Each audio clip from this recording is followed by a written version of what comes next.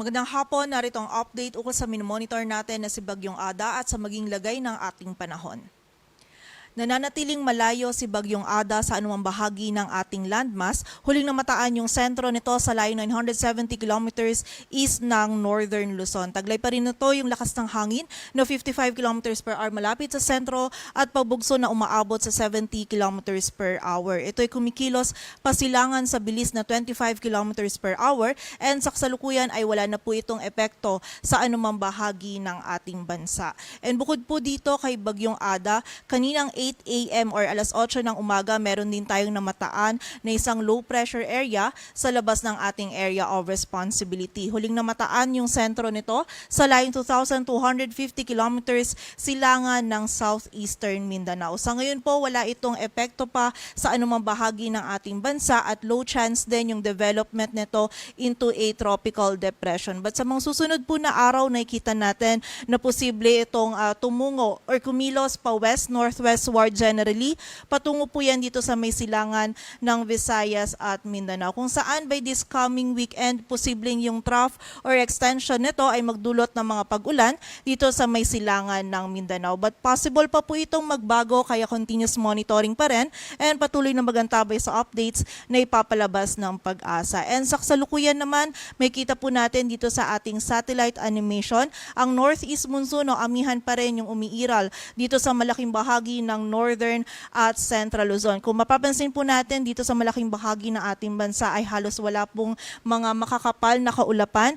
Ngunit dito po for most areas ng Luzon, meron pa rin tayong mga patch or patches ng mga kaulapan. Kung saan expect po natin for the area of Cagayan Valley, Cordillera Administrative Region, Aurora, Quezon, maging dito din sa Marinduque, magiging maulap pa rin po yung ating kalangitan at posible pa rin yung mga light rains na dala ng amihan. While dito naman po sa Metro Manila, maging sa Ilocos Region, rest of Central Luzon and Calabarzon, magiging bahagyang maulap hanggang sa maulap po yung ating kalangitan but possible pa rin po yung mga isolated na light rains na dala pa din ng amihan. And sa nalalabing bahagi naman po ng ating bansa, posible yung mga biglaang pag-ulan, pagkilat at pagkulog-dulot ng mga localized thunderstorms.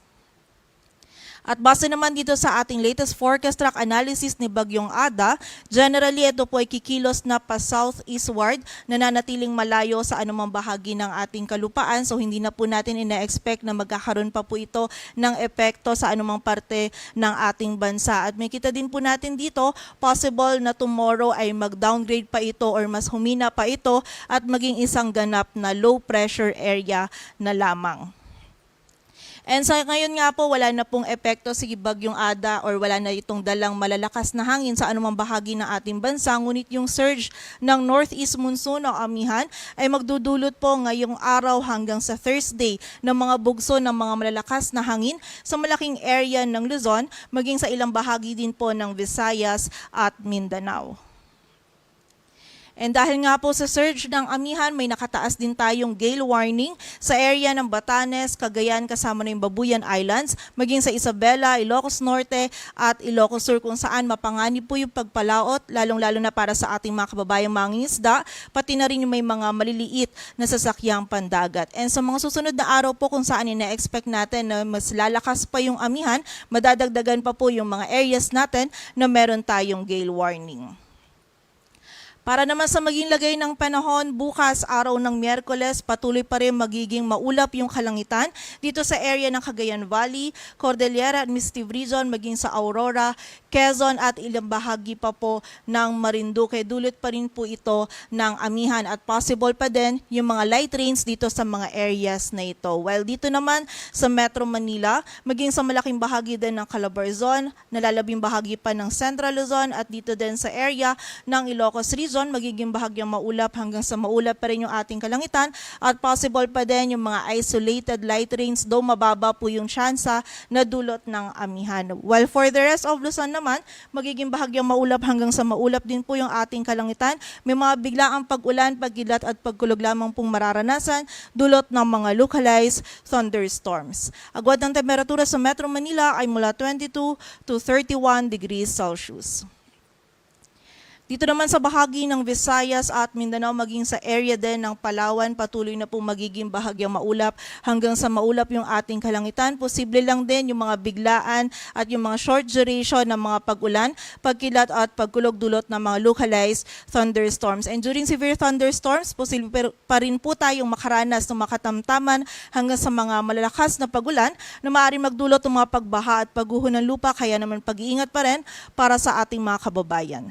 Agwan ng temperatura sa Cebu ay mula 23 to 31 degrees Celsius at sa Davao naman ay 25 to 33 degrees Celsius. Patuloy po tayo magantabay sa updates na ipapalabas ng Pag-asa. Para sa mas kumpletong impormasyon, bisitahin ang aming website pag-asa.dost.gov.ph. At para naman po sa mga pinapalabas na heavy rainfall warnings or yung mga thunderstorm or rainfall advisories ng ating mga regional offices, bisitahin ang aming website panahon.gov.ph. At yan po muna ang latest dito sa Weather Forecasting Center ng Pag-asa. Grace Castanyada, magandang hapon po.